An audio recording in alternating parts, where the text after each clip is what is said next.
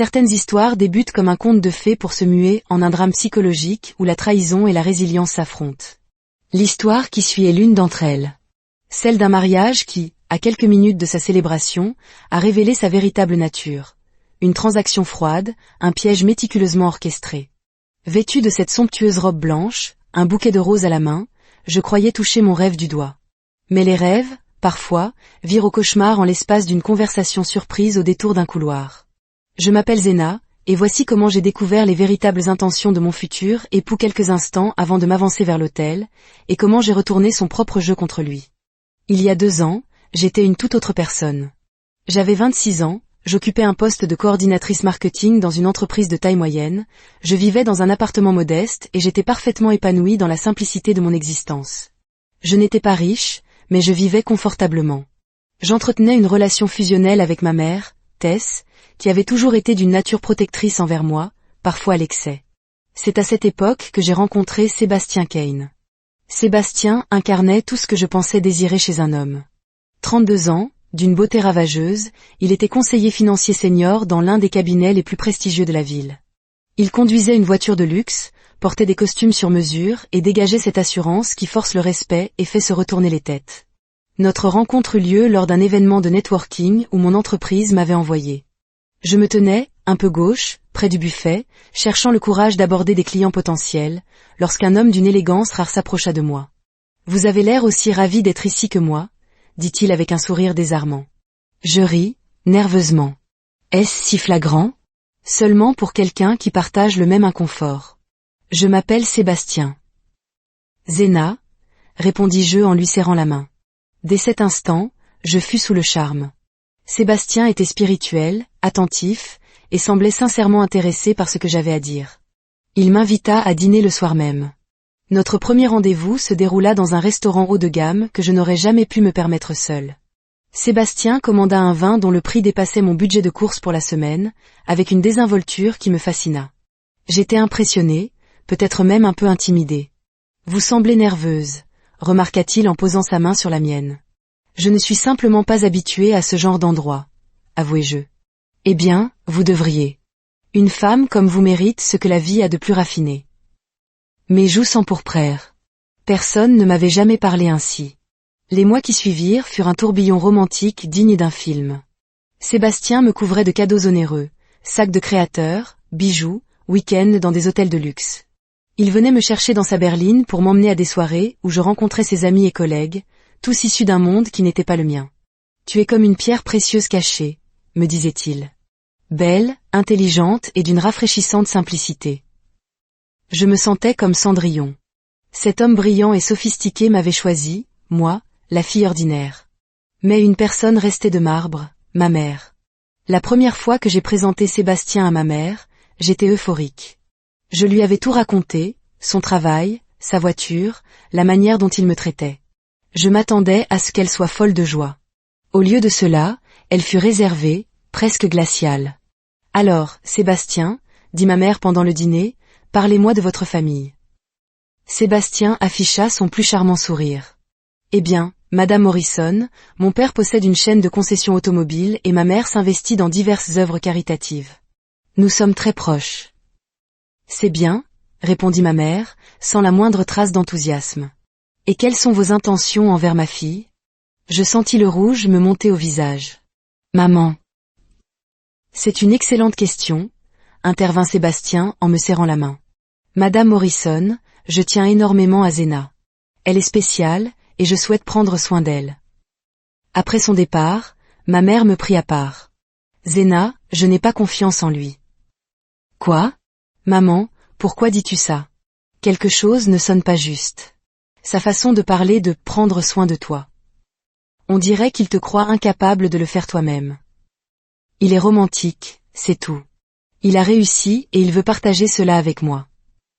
Ma mère secoua la tête. Ma chérie, j'ai déjà vu des hommes comme lui. Ils sont charmants et généreux jusqu'à ce qu'ils obtiennent ce qu'ils veulent. Ensuite, ils changent. Tu es paranoïaque, rétorquai-je, blessé et sur la défensive. Sébastien m'aime. J'espère que tu as raison, dit-elle doucement. Mais promets-moi une chose. Si vous devenez sérieux, Vraiment sérieux, je veux que tu te protèges financièrement. Que veux-tu dire? Je veux dire, ne mets pas tous tes œufs dans le même panier. Garde ton indépendance. Ne le laisse pas tout contrôler. J'ai balayé ses inquiétudes, les jugeant démodées. Sébastien était différent. Il était parfait. 6 mois plus tard, Sébastien me demanda en mariage. Il le fit de la manière la plus romantique qui soit. Lors d'une escapade dans un palace, il avait fait joncher la plage de pétales de rose, engagé un photographe pour immortaliser l'instant et m'offrit une bague d'une beauté à couper le souffle. Zéna, dit-il, un genou dans le sable, tu fais de moi l'homme le plus heureux du monde. Veux-tu m'épouser? J'ai dit oui sans la moindre hésitation. Mais lorsque j'ai appelé ma mère pour lui annoncer la nouvelle, sa réaction ne fut pas celle que j'espérais. Félicitations, ma chérie, dit-elle, mais sa voix manquait de chaleur. Maman, tu n'as pas l'air heureuse. Je suis heureuse si tu le es, mais je maintiens ce que je t'ai dit sur ta protection. Maman, s'il te plaît. Non, Zéna, écoute-moi. Si tu comptes épouser cet homme, je veux que tu transfères tous tes actifs à mon nom avant le mariage. Quoi? C'est insensé. Ce n'est pas insensé, c'est prudent. Tu as tes économies, ta voiture, ce petit portefeuille d'actions que ton père t'a laissé. Je veux que tu mettes tout à mon nom, comme un filet de sécurité. Mais Sébastien ne ferait jamais. Si Sébastien t'aime vraiment, il se moquera de ton argent. Mais s'il t'épouse pour les mauvaises raisons, cela te protégera. J'étais partagée. Une partie de moi pensait que ma mère exagérait. Mais une autre se souvenait de son instinct, de la manière dont elle m'avait élevée seule après le décès de mon père quand j'avais 12 ans. Elle avait toujours eu un excellent jugement. Je n'approuverai ce mariage que si tu le fais, dit-elle fermement. Il ne s'agit pas de l'argent, Zéna. Il s'agit de s'assurer que tu auras toujours une porte de sortie. Finalement, j'ai cédé. J'aimais Sébastien, mais j'aimais aussi ma mère et je voulais sa bénédiction. De plus, me disais-je, quelle importance. Si nous allions nous marier, nous allions tout partager de toute façon. J'ai donc transféré mon compte épargne, le titre de propriété de ma voiture et mon petit portefeuille d'actions au nom de ma mère. Sur le papier, je ne possédais plus rien. Mais dans mon cœur, j'avais l'impression d'être sur le point de posséder le monde. Le mariage fut planifié pour 18 mois plus tard. Sébastien insistait pour une cérémonie grandiose et coûteuse. Rien n'est trop beau pour ma future femme, disait-il. Sa famille finança la majeure partie des dépenses, ce dont j'étais reconnaissante. La veille du grand jour, je suis restée chez ma mère, respectant la tradition. J'étais si excitée que je pouvais à peine dormir. Demain, je deviendrai Madame Sébastien Kane.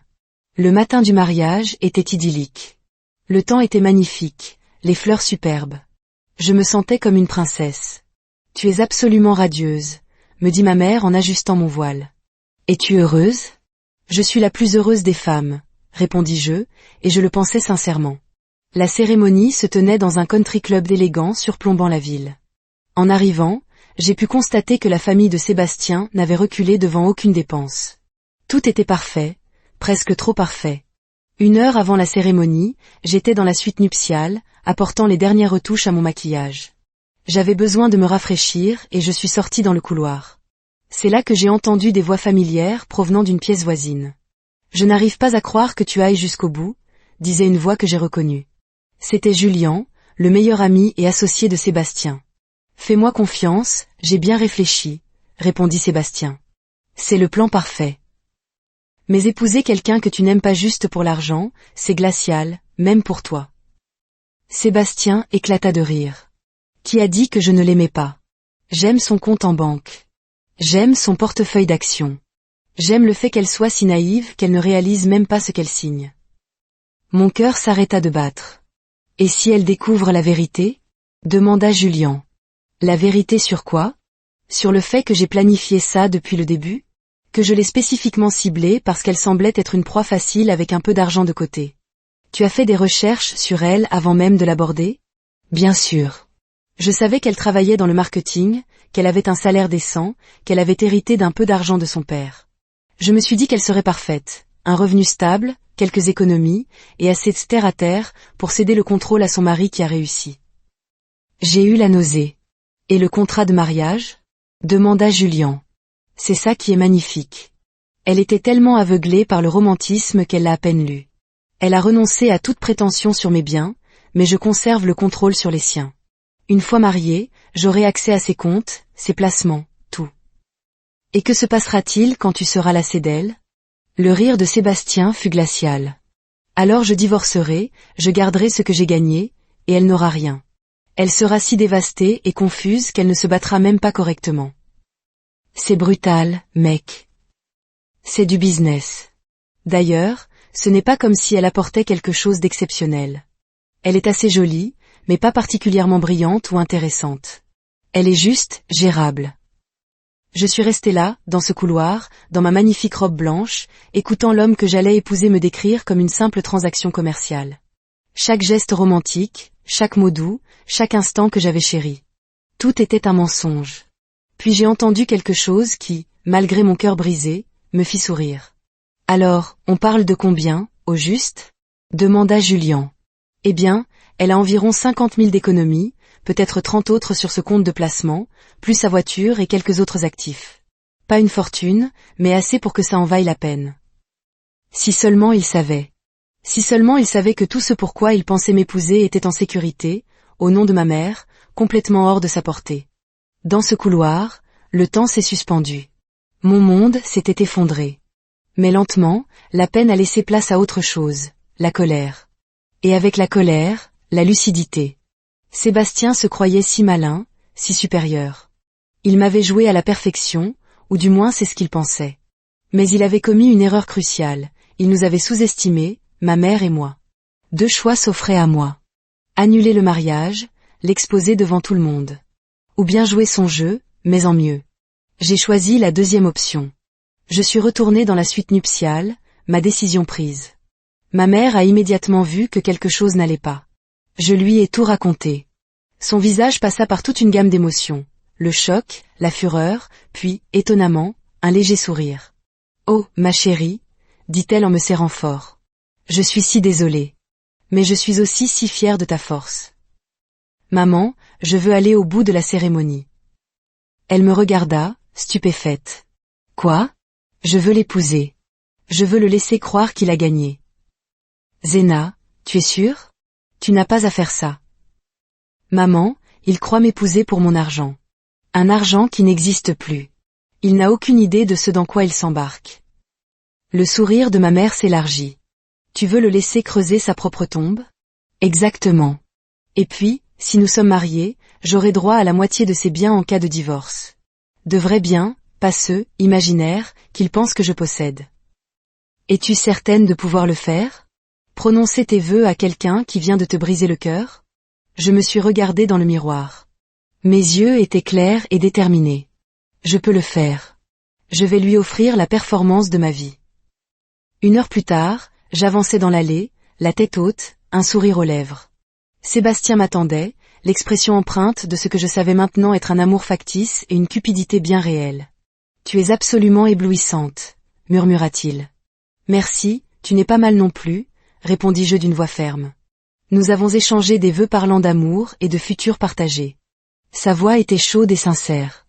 Je devais presque admirer ses talents d'acteur. Mes propres vœux étaient sincères, non pas par amour, mais par engagement envers mon plan. Je promets d'être ta partenaire en toutes choses, dis-je en le regardant droit dans les yeux. Je promets de te soutenir, d'être à tes côtés, et d'être toujours honnête avec toi. L'ironie de mes propres paroles ne m'échappait pas. La réception fut somptueuse. Sébastien joua le mari parfait. À ma magnifique épouse, dit-il en levant son verre. Elle a apporté tant de joie et de prospérité dans ma vie. Les invités rirent, croyant à une plaisanterie sur les finances partagées. Si seulement ils savaient à quel point il était littéral. Notre lune de miel de 2 semaines en Europe aurait dû être le moment le plus romantique de ma vie. Ce fut le plus instructif. Loin des regards, Sébastien commença à révéler sa vraie nature. Toujours charmant, mais avec une nuance de contrôle que je n'avais jamais perçue. « Tu sais, ma chérie, » dit-il un soir à Paris, « maintenant que nous sommes mariés, nous devrions vraiment consolider nos finances. »« Que veux-tu dire ?» demandai-je, sachant pertinemment où il voulait en venir. « Eh bien, je gagne beaucoup plus que toi. Il serait logique que je gère toutes nos affaires financières. »« Je ne sais pas, Sébastien. J'ai toujours été indépendante. » Son sourire se crispa. « Zéna, nous sommes une équipe. Tu ne me fais pas confiance ? Bien sûr que si, mentis-je. Le lendemain, il revint à la charge. Nous devrions transférer tes économies et tes placements sur notre compte joint. En fait, je n'ai pas autant que tu pourrais le penser. Sébastien s'arrêta net. Comment ça? Je veux dire, je ne suis pas riche, Sébastien. Il essaya de dissimuler sa confusion. Ce n'est pas grave, dit-il finalement. Chaque sou compte. En fait, dis-je en lâchant la bombe, je n'ai accès à rien pour le moment. Comment ça? Ma mère a insisté pour que je lui transfère tout à son nom avant le mariage. Tu sais comment sont les mères, elle s'inquiète. Son visage devint blême. Tu as tout transféré à ta mère? Tout. Mes économies, mes placements, même ma voiture. Mais tu peux les récupérer, n'est-ce pas? Je pourrais, mais pourquoi le ferais-je? Nous allons construire notre patrimoine ensemble. Comme tu l'as dit. Sébastien fut silencieux. Je pouvais presque entendre les rouages de son cerveau tourner, réalisant qu'il m'avait épousé pour de l'argent que je ne possédais pas. Le reste de la lune de miel fut tendu. De retour à la maison, les choses empirèrent. Son appartement de luxe me semblait froid, comme une salle d'exposition. Les commentaires désobligeants sur mon travail et mon revenu devinrent fréquents. Tu devrais peut-être demander à ta mère de te rendre une partie de tes actifs, suggérait-il régulièrement. Je commençai à tout documenter. Je notais chaque conversation, chaque demande. Je photographiais ses montres de luxe, ses vêtements de marque. Et surtout, j'enregistrais nos conversations. C'est au cours de l'une d'elles qu'il avoua enfin. Zéna, j'ai besoin que tu sois honnête. Combien avais-tu exactement avant de tout transférer? Pourquoi est-ce si important? Il hésita, puis, frustré, il lâcha, parce que je t'ai épousée en pensant que tu avais de l'argent, Zéna. Je pensais que tu étais financièrement stable, que tu avais des actifs que nous pourrions utiliser pour construire notre avenir. Tu m'as épousée pour mon argent? Je t'ai épousée parce que je pensais que nous étions des partenaires financiers. Je pensais que tu apportais quelque chose à la table. Plus que de l'amour? L'amour ne paie pas les factures, Zéna. J'avais tout ce dont j'avais besoin. 6 mois après notre mariage, j'étais prête. Je l'ai confronté un samedi soir. Sébastien, m'as-tu épousé par amour ou pour mon argent? D'où vient cette question? J'ai surpris une conversation le jour de notre mariage. Entre toi et Julien. La couleur quitta son visage. Étonnamment, il se mit à rire. Tu as entendu ça? Et tu m'as quand même épousé? Oui. Je voulais voir jusqu'où tu irais. Son rire cessa. Et quel genre d'homme suis-je? Le genre qui est sur le point d'apprendre une leçon très coûteuse. Je sortis mon téléphone et fis jouer l'enregistrement. Son visage devint blanc. Tu m'as enregistré. Je nous ai enregistrés. J'ai tout documenté, Sébastien. C'est illégal. En fait, non. Dans cet état, une seule partie doit consentir à l'enregistrement, et j'ai consenti. Que veux-tu, Zéna? Je veux le divorce. Très bien, mais tu n'auras rien. J'ai un contrat de mariage, tu te souviens? À propos de ce contrat, il n'est pas valide. Un contrat n'est valide que si les deux parties s'engagent en toute honnêteté. Tu as contracté ce mariage sous de faux prétextes, ce qui constitue une fraude et annule l'accord. La procédure de divorce commença. Son avocat a tenté de me dépeindre comme une croqueuse de diamants. Mon avocate, Patricia, a alors présenté ses preuves. Elle a fait jouer les enregistrements dans la salle d'audience. La voix de Sébastien emplit le tribunal. Je t'ai épousée parce que je pensais que tu avais de l'argent, Zéna. L'expression du juge était sévère. Patricia a ensuite exposé tout le stratagème, soulignant l'ironie de la situation. Monsieur Kane a échoué de manière spectaculaire. Au lieu d'accéder à l'argent de ma cliente, il fait maintenant face à la perte de la moitié de ses propres biens. Le juge a rendu son verdict. Ce tribunal conclut que le contrat de mariage est nul pour cause de fraude et de fausses déclarations. Madame Kane a droit à la moitié de tous les biens matrimoniaux, plus une pension alimentaire pour une durée de 3 ans. Le visage de Sébastien était un masque de choc et de rage. Le partage des biens fut douloureux pour lui. La moitié de ses comptes de placement, de son épargne retraite, la moitié de la valeur de son appartement, de sa voiture, de ses montres. Tout fut divisé. Tu avais prévu ça depuis le début, me lança-t-il après l'audience finale. Non, Sébastien. C'est toi qui avais tout prévu. Je n'ai fait que m'adapter à ton plan. Tu m'as manipulé. Je t'ai donné exactement ce que tu m'as offert. Un faux amour, de fausses promesses et un agenda caché. Je t'ai épousé sans rien, et je te quitte avec la moitié de tout ce pour quoi tu as travaillé. Cela me semble juste, non ? 3 mois plus tard, le divorce était finalisé. Sébastien a dû vendre son appartement pour me payer ma part. Son style de vie luxueux était terminé. J'ai emménagé dans un appartement agréable. L'argent était appréciable, mais ce que j'avais gagné de plus précieux était la connaissance de ma propre force. 6 mois plus tard, ma mère m'a demandé si je regrettais d'avoir poursuivi le mariage. Non, ai-je répondu. Si j'avais annulé, il serait simplement passé à sa prochaine victime. De cette façon, il a appris une leçon qu'il n'oubliera jamais. Et quelle leçon ? Que sous-estimer les gens a des conséquences. Et que parfois, la proie se révèle être le prédateur. Mon histoire n'est pas une histoire de vengeance. C'est une histoire de découverte. La découverte que je n'ai jamais été aussi faible que je le pensais, ni aussi ordinaire que d'autres le croyaient. Sébastien pensait épouser une victime. Au lieu de cela, il a épousé une victorieuse. Et cela a fait toute la différence.